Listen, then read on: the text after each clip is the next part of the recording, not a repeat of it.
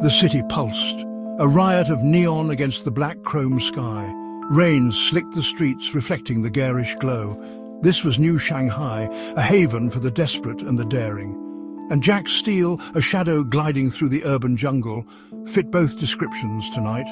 He wasn't born in the darkness, but he'd learned to make it his home. His target, the temporal diamond, a prize whispered about in hushed tones, a relic capable of bending time itself.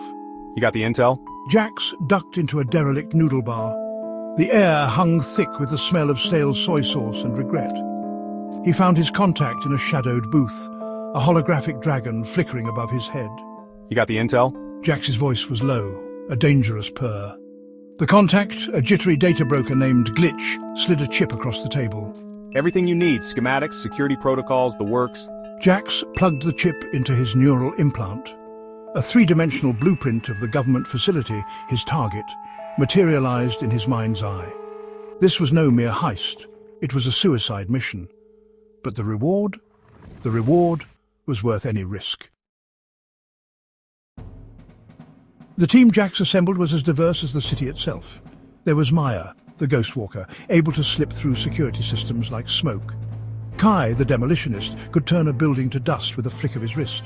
And then there was Zara, his lover, his confidant. Their eyes met across the dingy warehouse that served as their HQ.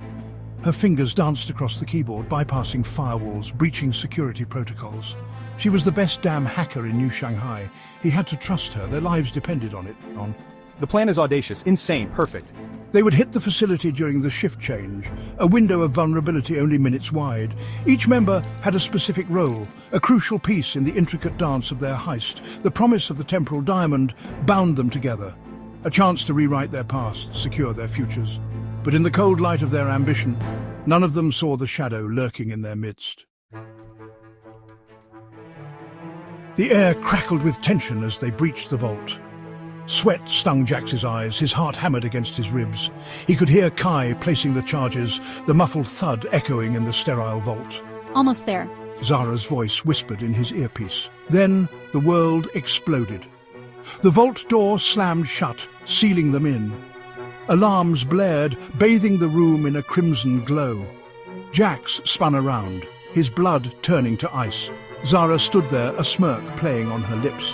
You were right, Jax. The score is life-changing. She wasn't talking to him. Behind her, figures emerged from the shadows. They wore the insignia of the Syndicate, a shadowy organization that pulled the strings from the city's underbelly.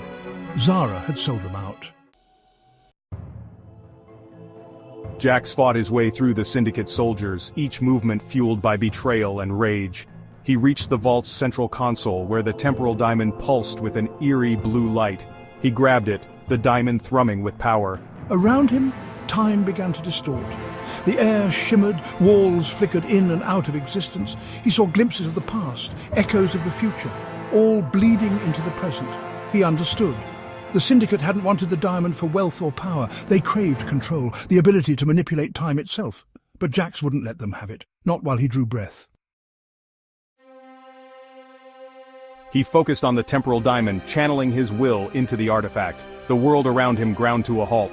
The Syndicate soldiers froze mid-stride, their expressions contorted in masks of surprise and fury. Zara, caught in the act of betrayal, stared at him with wide, terrified eyes. This isn't over, Jax. She choked out, her voice stretched thin across the frozen timeline. But her words were meaningless. He had control now. He could go back, fix this, rewrite their destiny. But as he looked at Zara, frozen in her treachery, a cold realization washed over him. Some mistakes couldn't be undone. With a heavy heart, he activated the temporal diamond, disappearing into a ripple of displaced time, leaving Zara trapped in her moment of betrayal. The city outside waited, his to command. Time itself would bend to his will. He would start with this city, then the world. The rules of time were about to be rewritten.